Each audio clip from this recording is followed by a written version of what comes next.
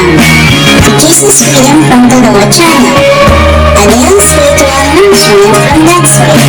Ang pagbibigay ay isa sa mga pinaka-puso ng katuroang Kristiyano. Giving is a central teaching in Christianity, in fact, in many other ethical religions. But selfishness is also a major theme in biblical stories. Selfishness is a strong reality in human nature to the point that many consider it already as the norm. Na ang normal ay maging makasarili at hindi normal yung maging palabigay. Nagkakaroon ng pagtutunggali yung pagiging palabigay at palakabig o kaya the divine versus the human in us.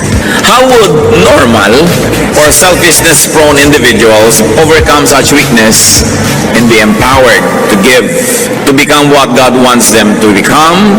Givers. Paano magiging palabigay sa kabila ng pagiging makasarili?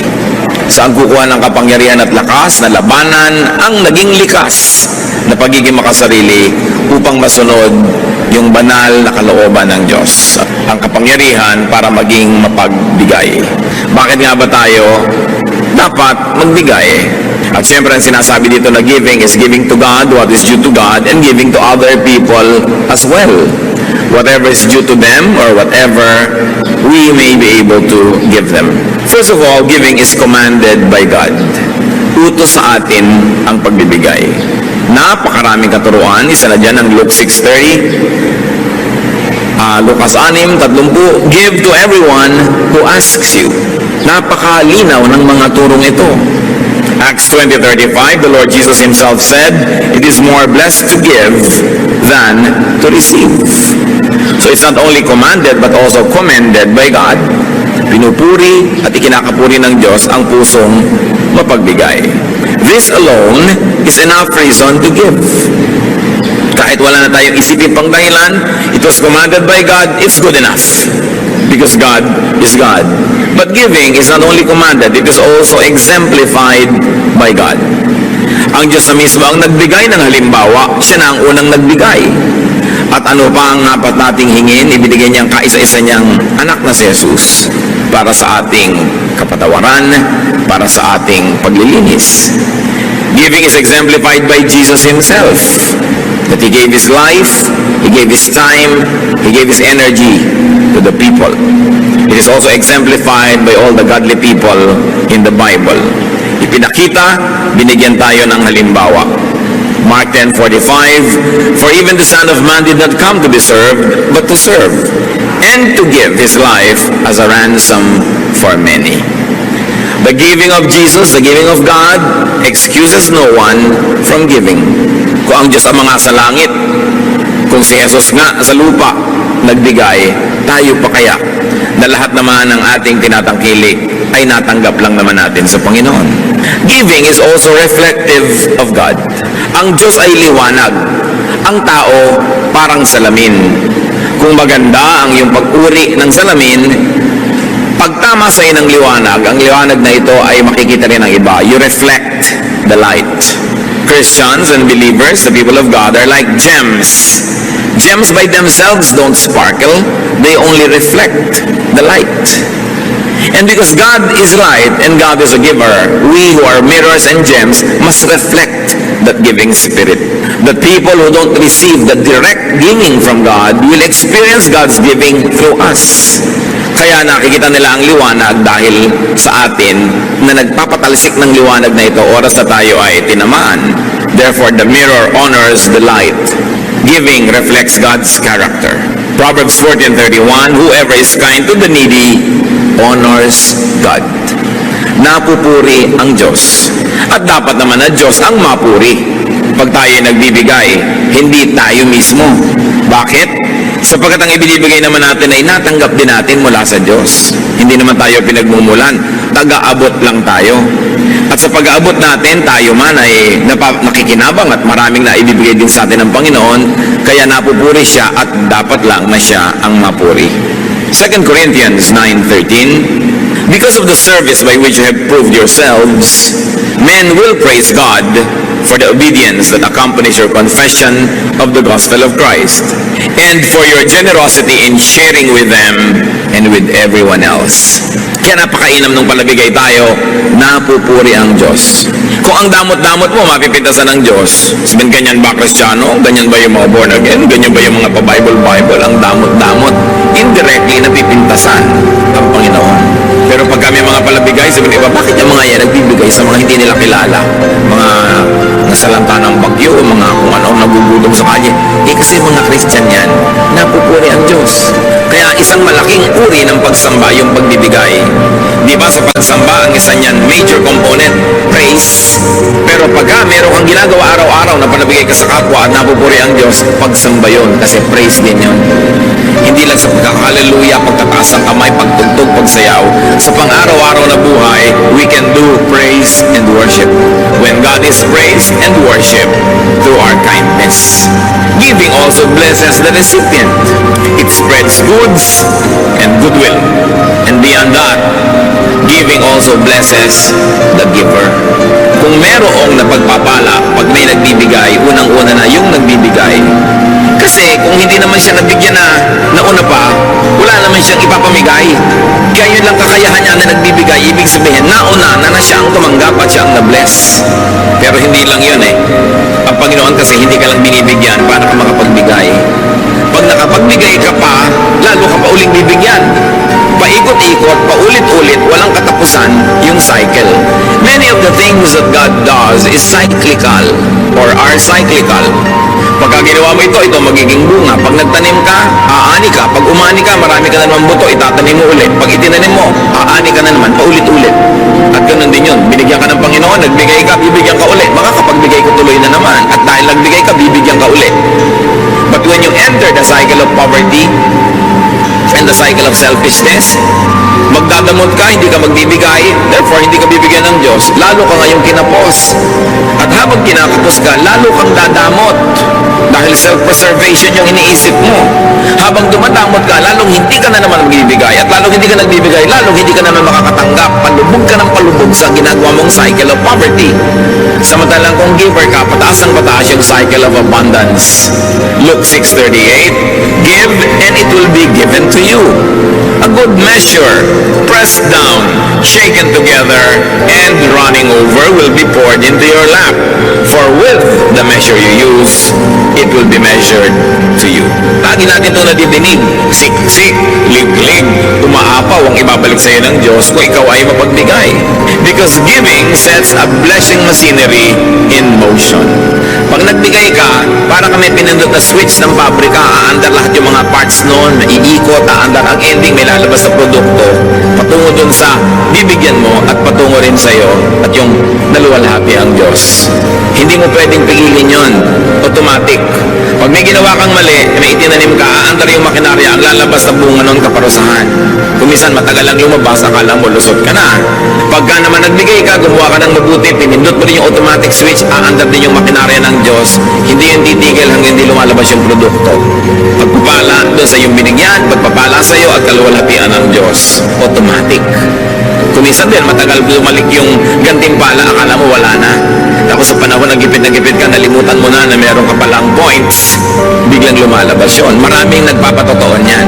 Mga hindi nila inaasahan kung saan nagmumula ng mga blessing.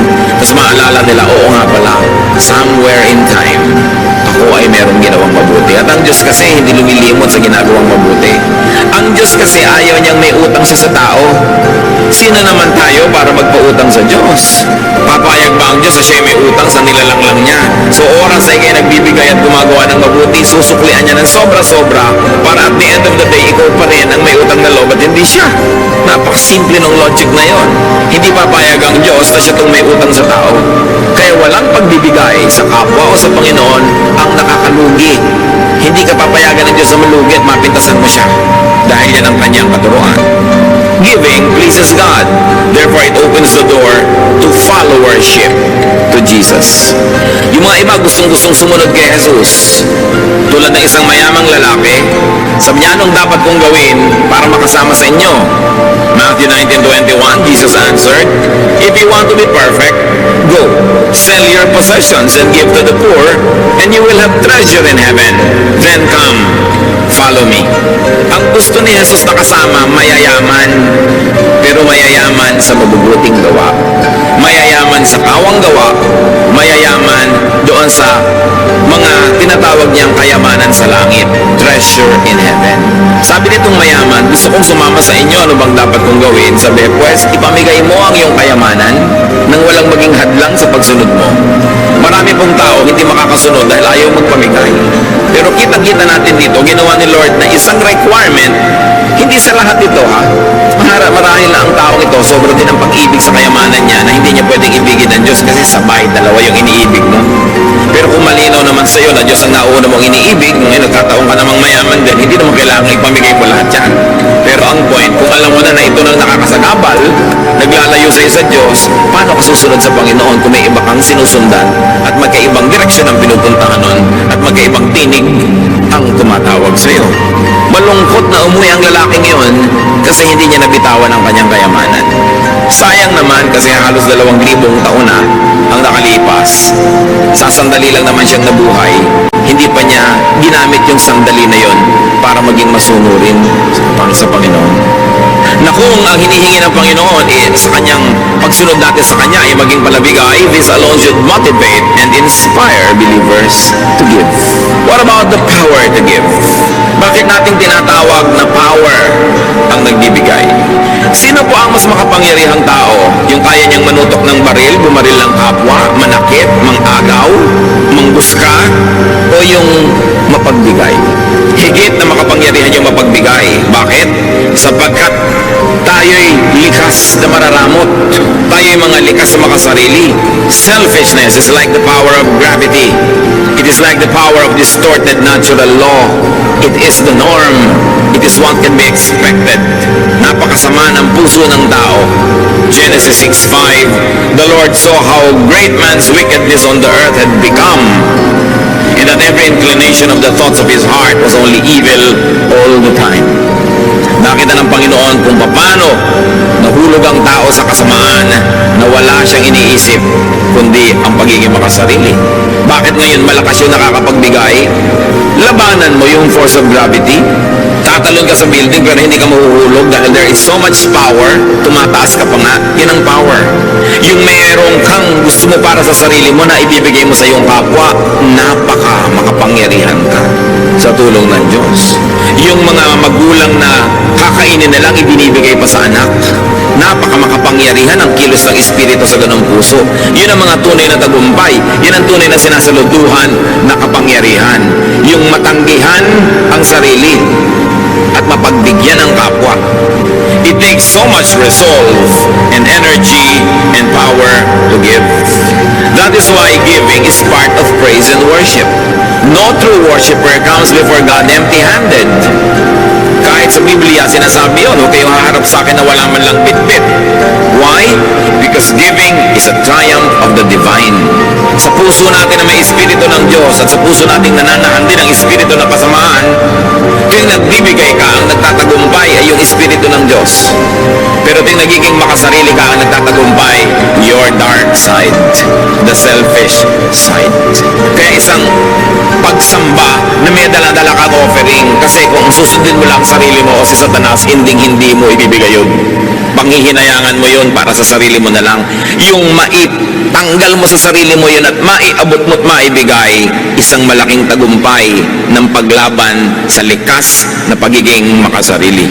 Pag nakikita ko po kung paano tayo nagsusuporta sa ating mga gawain, mga mission natin, mga project, talagang hindi ko mapigil ang sarili kong purihin ng Diyos, because for every person that gives, there is a triumphant spirit. And for every person, of course, that withholds, it is so saddening, not only because there is no offering, but more importantly, dahil yung tao na yon natalo ng kanyang pagiging makasarili. Natalo ng udyok ng pagiging makasarili. Now, how can we be empowered to give, to obey, and to praise God? How can we be empowered to give and be good to others? First, need and want less. Para tayo makapagbigay at magkaroon ng ganong kapangyarihan, bawasan ang mga listahan ng pangangailangan at mga hinahabol-habol at mga gusto. Habang dumadami ang gusto natin na maging atin, makamkam, masarili, matamasa, andun lang yun, isa lang ang size ng puso natin. Pag maraming space doon, pinuno natin ang mga needs and wants and desires, lumiliit yung espasyo na natitira sa pagiging mapagbigay. Kaya ang una natin dapat ginagawa upang lumaki ang kapangyarihan natin magbigay, paliitin ang ating mga pagnanasa. Hindi pwedeng sabay na pinapalaki yan dahil sila ay magkokompetisyon para sa espasyo. And it takes realization and genuine enlightenment. It takes reflection and a decision to win and be a giver. Laging nagtatalo ang sarili. Sayang naman ito, papakinabangan ko to, may magagawa pa ako dito. Ecclesiastes 5:10, whoever loves money never has money enough. Whoever loves wealth is never satisfied with his income.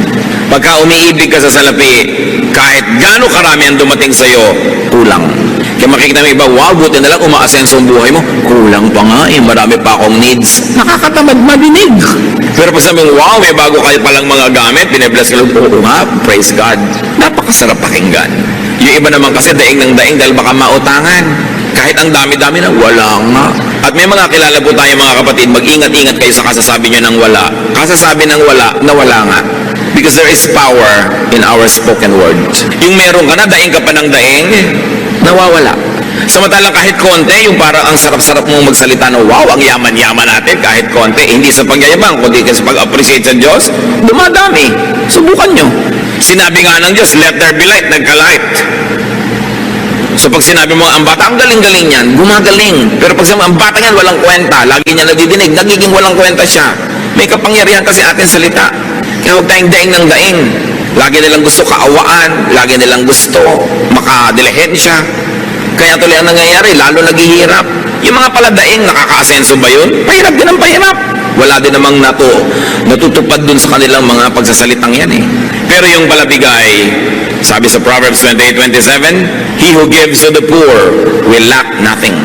The Lord will either give you great rewards or the Lord will give you the great spirit of contentment. Therefore, you lack nothing. Paano ba nagiging mayaman ang tao? Una, kung dumami ang sobra-sobra niyang pera, o kung kontento siya sa konti niya, daig pa niya mayaman.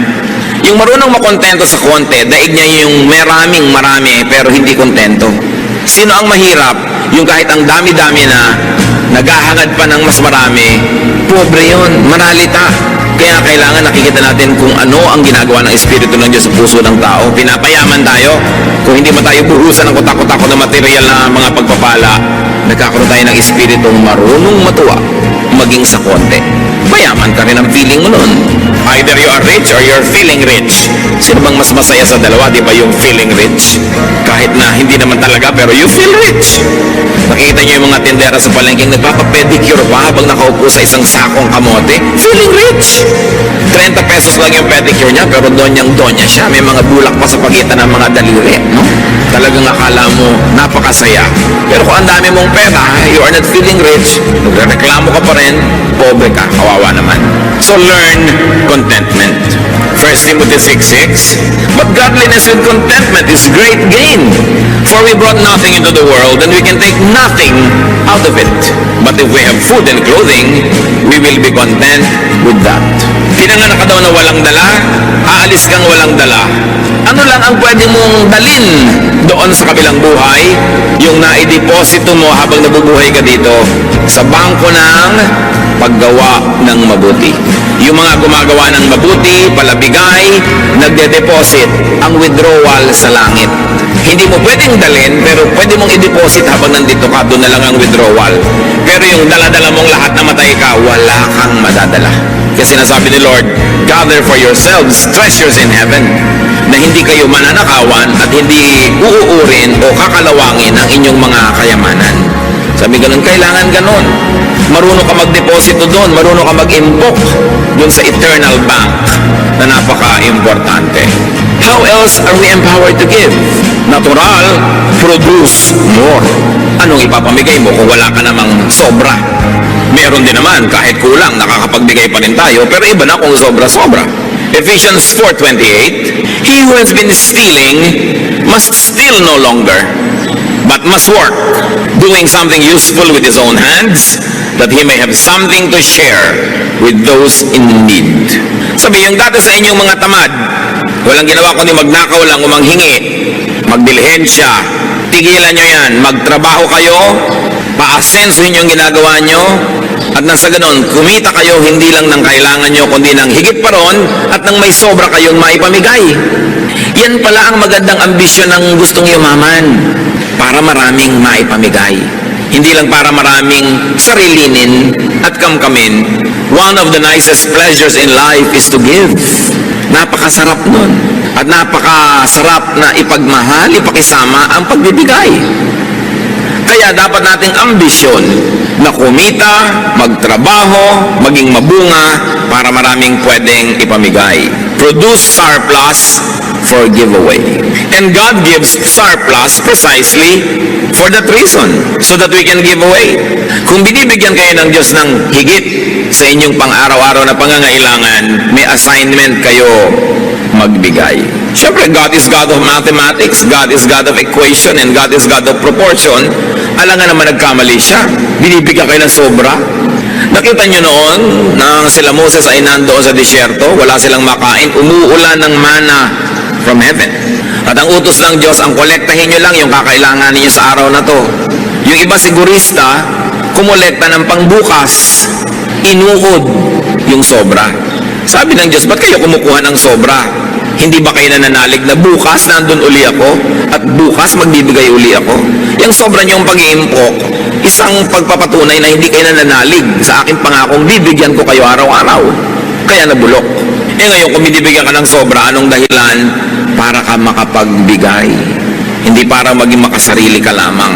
Pagkamat hindi man masamang may iniimpok-impok ka, lalo gusto mong mamuhunan, gusto mong may gawin na ganot ganyan, pero hindi lang para sa sarili. Bawat tumatanggap ng sobra, may assignment from God. Luke 12:48, for everyone who has been given much, much will be demanded.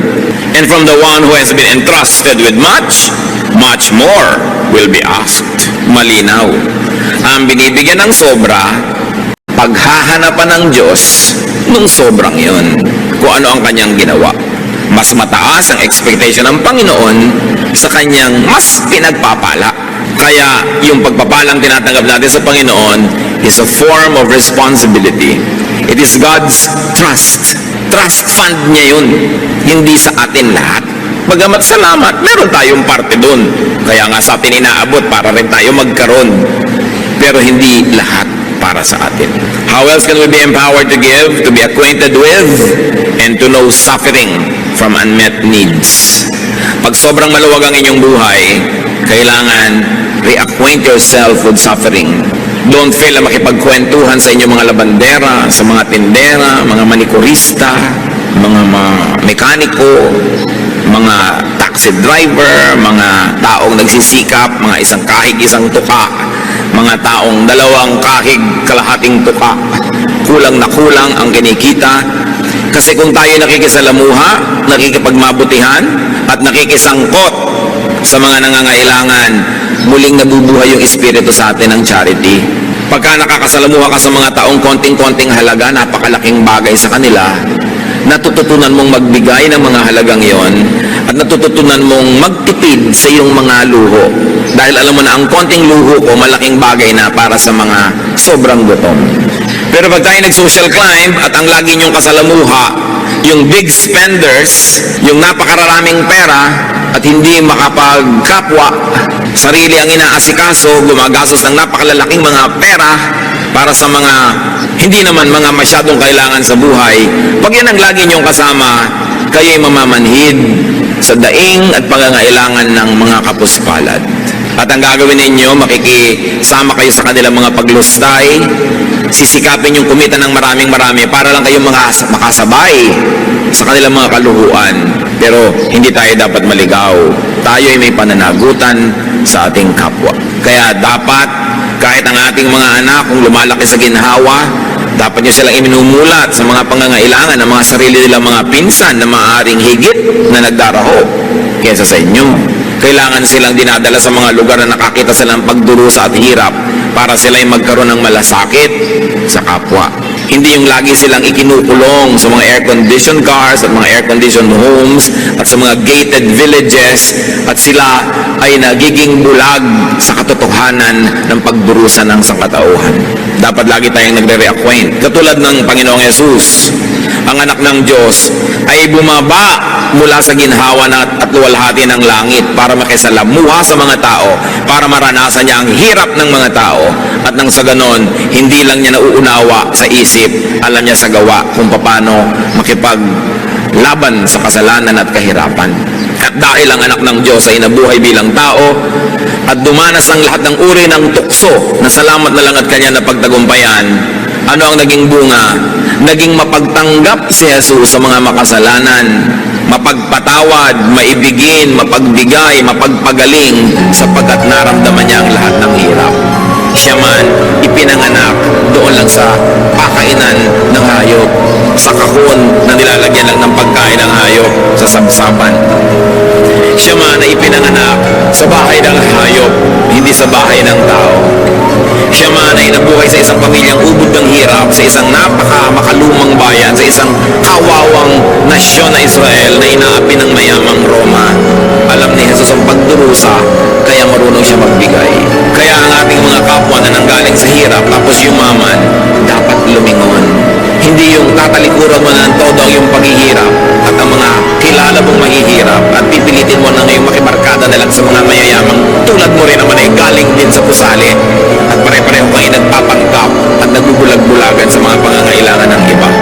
Dapat na yun ang galing sa hirap ang mas mabuti sa mahirap. Kaya ito naman ang ginagawang pang-uutos sa atin ng mga politiko. Lahat galing sa hirap. Pero makikita ba natin talaga sa mga ginagawa nila ang malasakit ng mga mahihirap, libre na lang kung oras ng eleksyon. Pero ang totoo nun, meron silang pinefake kasi ang katotohanan, pag galing ka sa mahirap, you're qualified and you're empowered. At yung galing talaga sa mayaman, kahit naman siguro pa paano may kamag-anak ka rin mahirap, alam mo rin kung paano maging mahirap, dapat huwag tayo maging bingi. Ang Panginoon sa Hebrews 2:18 dinescribe, because He Himself suffered when He was tempted, He is able to help those who are being tempted. Dahil siya nakaranas ng mga panunukso, mabait siya sa mga nagkakasala at sa mga natutumba at nabubuwag. Dahil siya lang naman tong nanatiling nakatayo kahit natukso. Siya lang tong nanatiling walang kasalanan, lahat naapektuhan, lahat tinatamaan at nasasaktan at nagdurugo at nalulugmok at nadarapa. Ang naging epekto kay Jesus ang pakikitungo niya sa mga makasalanang tao, naging mapagpatawad siya at mapalakupkop sa makasalanan, hindi naging righteous. Ngayon kung lagi ka lang nasa seminaryo, nasa loob ng simbahan o opisina ng simbahan, nasa mga toreng garik at mga tore ni David na ang tataas, relihiyosong-relihiyoso ka, ano nagiging bunga? Lalo ka ngayong mapaghusga, lalo ka mapagmataas at hindi ka makapagpasensya sa nagkakamali. Hindi yan ang example ni Jesus. Ang example niya, naunawa niya na mahirap magpakabanal, maging yung babaeng babatuhin dahil nahuli na sa akto ng pangangano niya, sinanggahan pa niya. Pero sabi niya, sin no more. Naintindihan niya. Kaya tayo na mag-aral ng salita ng Diyos, ang dapat nagiging bunga, naiintindihan natin yung kinakapos, hindi hinuhusgahan natin sila. Christians are a very peculiar people. We kill our wounded. Mabuti pa kumisan yung mga rebelde, yung mga kasama nilang nababaril, binubuhat. Tayo, pag may Kristyanong nabaril ng kaaway at nasugatan, niyuyurakan, pinagchichismisan, pinagpipiestahan. We kill our wounded. This is not the example of Jesus. The example is to be acquainted with suffering and weakness so that we can help those who suffer and those who are weak. Kaya kailangan maging matulungin. Pero hindi yan lahat eh. Kumisan ang nananaig lang sa atin yung ating dark side, but we have a bright side. Genesis 1:27, God created man in His own image. Merong bahagi ang Diyos na nabubuhay sa bawat puso ng bawat nilalang. We can be godly. We can be giving. If only we will allow the godly side to triumph. That's why giving by itself is the triumph of the godly side over the dark side. How else are we empowered to give? No and and understand yourself. Understand your position in God's economy. Sino ka ba talaga? Anong papel mo dito sa mundong nilikha ng Diyos? At ang lahat ng taong malinaw ang pag-iisip, we will realize that you are just a recipient of God's kindness. You are just a recipient of God's grace. Therefore, you are to be a channel of that same kindness and grace. Tumatanggap lang tayo. Kuminsan sa tagal mo at dami ng tinanggap, nakakalimutan na natin yung akala natin tayo na nga yung hero, tayo na nga yung great. Pero tayo tumatanggap lang. At dahil doon, meron tayong pananagutan sa nagbibigay. Luke 14:13 to 14. But when you give a banquet, invite the poor, the crippled, the lame, the blind, and you will be blessed. Although they cannot repay you, you will be repaid at the resurrection of the righteous. Sasabihin ng mga tao, Pastor, yung po ba mga Christian nagdedebu? Yung po ba mga Christian naghahandaan? Yung po ba mga Christian nagpa-party? I say, yes, lalong dapat. Kasi mga anak tayo ng Diyos, dapat natin pagdiwangan Diyos. Pero may pagkakaiba. Ang Kristiyano nagpa-party, nagluluto at naglalaan ng isang bahagi ng kanyang handa, ipinapakain niya sa mga kapuspalan na nato sa mga lansangan. Ang mga Kristiyano at anak ng Diyos na naghahandaan, nagsasaya, laging may bahagi para ipamigay. Kasi mahirap naman yata sundin yung mga hindi nyo kilala lahat ng sinasabing poor, crippled, lame, blind nasa party nyo, di ba? Kahit gaano kayo kabanal, hindi naman siguro kayo sobrang mag-enjoy, ang daming hindi nyo kakilala. So anong gagawin nyo? Ipadala nyo yung dapat nyo ipakain. Kung saan ba sila naroon?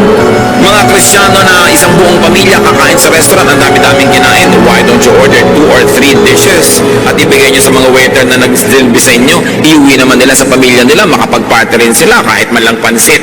Yun ang pinagkaiba. Ang mga Kristiyano kasi, may pagkakaiba, bagamat pare-pareho tayo ng ginagawa, meron ka laging kaibahan. At ano yun, ikaw'y palabigay. Kahit pa nga, hindi naman sobra. Sabi ni Job 1:21, naked I came from my mother's womb, naked I will depart. So don't take it all, and don't hold on too tightly. Huwag masyadong mahigpit ang hawak. Ang totoo niyan, dahil tayo makasalanan, we don't really deserve all the good we receive. We don't really deserve all the good we desire. Romans 3:12, all have turned away. They have together become worthless. There is no one who does good, not even one. So what is a great lie or kasalanan? That you deserve the good life. What we deserve is hell. Yan ang totoo nun. Dahil patuloy tayo nagkakasala at kinakapos.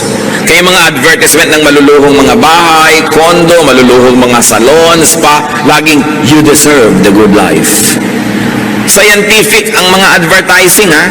Ba't nila sinasabing you deserve? Kasi maraming kliyente, pag gumagastos ng marami talaga, nagigilty. Kaya para kalikuran mo na yung guilt mo, sige na, gumastos ka na, you deserve it. Paulit-ulit yon. The life you deserve. The home you deserve. Di ba? Katulad ng mayamang lalaki na akala niya siya na talaga ang hero kung ba't siya yumaman sa Luke 12:19. Matapos siyang ang daming inani, inipon niya, nagdagdag pa siya ng mga bodega, and I'll say to myself, you have plenty of goods laid up for yourselves for many years. Take life easy, eat, drink, and be merry. Pero siya itinuwid ng Diyos. Sabi ng Lord, you fool, that's not the way. Not just because you work so hard, you have already earned it. The lie that we deserve good things desensitizes us to want, to get, and to waste more. Yung I deserve it naman eh. I work so hard, so I deserve this. We are not really that good. Kuminsan dumadating sa'yo ang daming pagpapala, ang daming mga material blessings, maraming success. Dapat mong huwag makalimutan, pinagpapala ka lang. O tulad ng sinasabi ni Solomon, well, sinuwerte ka lang. Huwag ka maniwala na ikaw talaga lahat ang dahilan kung bakit ka matagumpay. Sabi niya sa Ecclesiastes 9:11, I have seen something else under the sun. The race is not to the swift or the battle to the strong, nor does food come to the wise, or wealth to the brilliant, or favor to the learned, but time and chance happen to them all. Yan, naobserbahan ko yan. Hindi naman lahat ng mabilis tumakbo na nanalo sa karera. Hindi naman kung matalino ka, ikaw ang may kakaining masarap. Hindi kung ikaw ay matalino, yayaman ka. Sabi ganon, tsamba-tsamba kumisan.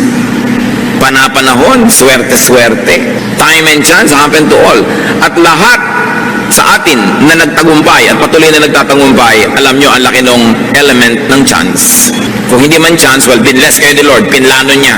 Pero kung hindi, sabi ni Solomon, hindi ka naman nanalo dahil ikaw yung pinakamagaling eh. Hindi, minsan nga, ikaw yung nakukuha. Kahit yung offer mo, hindi pinakamaganda. Sabi ko, nagkakataon. O kung hindi man nagkataon lang, talagang Diyos ang may bigay. Lalong, dapat ka maging humble, huwag ka maging mayabang. Sasabihin mo, I deserve this. Dahil hindi naman lahat ng nagsisikap, umaasenso ah. Hindi lahat ng nagtatrabaho ng mabuti, nagkakaroon ng mga reward agad. May X factor yan na hindi natin alam that should keep us humble.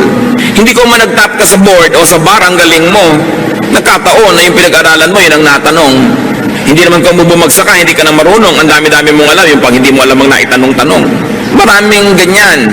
Kaya kailangan talaga lagi kang umaasa sa pagpapala ng Diyos. And that we should always be humble, we must be less and less selfish. Everything good that you have came and comes from God. Ecclesiastes 5:19, God gives man wealth and possession and enables him to enjoy them. This is a gift of God. Regalo. James 1:17, every good and perfect gift is from above, coming down from the Father. So a realistic, humble, and grateful attitude necessitates and empowers giving. Pagka makatotohanan ang pagkakilala mo sa iyong sarili, ikay mapagpakumbaba at tumatanaw ng utang na loob sa Diyos, magkakaroon ka ng lakas para maging mapagbigay. The godly way to react to so much suffering and needs around us is to give more. Giving, by the way, is not only for the rich, it is also for the unrich. Akala natin yung mga mayayaman lang ang dapat magbigay. Kaya sa maraming churches, yung konting pamilyang may kaya, sila na lang lagi ang taya. Yung iba lagi nilang, ay mayaman si sister ganun, mayaman si ka ganun. Mark 12:42-44, sa offering, inobserve ni Lord yung mga tao, but a poor widow came and put in 2 very small copper coins, worth only a fraction of a penny. Calling his disciples to him, Jesus said, I tell you the truth, this poor widow has put more into the treasury than all the others. They all gave out of their wealth, but she, out of her poverty, put in everything, all she had to live on. Binibilang pala ng Panginoon yung mga hinuhulog ng mga tao doon sa offering box. Siyempre, yung mayayaman, yung mga supot nila ng mga punong-puno ng mga silver, mga gold, mga coins, pag lumaglag yun doon sa loob, ang lakas ng tunog. Meron isang babaeng ubod ng hirap, balo, naglaglag lang siya ng 2 pagkanipis-nipis na barya. Siguro manipis pa sa pinipig. Wala man lang tunog. Pero sabi ni Jesus, kita niyo yung babaeng yon? Yan ang pinakamalaking donor ng church na to. Ha? Ang liit nga ng binigay. Bakit siya ang pinakamalaking donor? Lahat binigay niya, wala nang natira sa kanya. Ang binibilang pala ng Panginoon, hindi yung inilagay mo, kundi yung natira pa sa'yo, matapos ka maglagay. At doon nakabase sa kanya kung sino ang biggest donor. Nakikita natin, giving is not only for the rich. Giving is for everybody. From each according to ability. That is how it should be. So you can give from your own neediness. Hindi yan excuse. Nung nagkaroon ng kontribusyon ng mga churches all over the known world, pati yung mga poor churches, akala nyo exempted? Hindi. Merong isang super hirap na church na puri masyado. Kasi hindi siya nagpa-exempt dahil mahirap siya. Siya pa ang nagpilit na isali siya sa mga magbibigay sa pangangailangan. 2 Corinthians 8:2. And now, brothers, we want you to know about the grace that God has given the Macedonian churches. Out of the most severe trial, their overflowing joy and their extreme poverty welled up in rich generosity. For I testify that they gave as much as they were able and even beyond their ability. Sabi ni Paul, alam nyo yung mga churches sa Macedonia, sa kabila ng kanilang sobrang mga kagipitan, lalo namang nag-umapaw ang kanilang pagiging mapagbigay. Sa tingin ko, pinakamayaman sila sapagkat sa kabila ng yon, lampas pa sa kaya nila, ginawa nila. And up to now, we are talking about these Macedonian churches. Meanwhile, while giving is not only for the rich to do, giving is not only to the poor. Ang pagbibigay, hindi lang para sa mahirap. It is also to the hardworking, to the enterprising, the productive, and the fruitful. Lagi nating nire-reward ang poverty. Every politician likes to give to the poor. Kanino nila kukunin yung ibibigay nila to the poor? From the middle class. Ang bigat naman ng bayan na ito, pasan-pasan ng napakakonting middle class dahil sobrang mayayaman, yun nga ang mga lumulusob sa mga bangko ng gobyerno at kumuutang ng mga pera ng bayan. Yung mayayaman nga ang napakagagaling magpalusot sa pagbabayad ng buwis. Yung maliliit nga manggagawa, kinikita palang buwan-buwan, binabawas na ang kanilang taxes, withheld.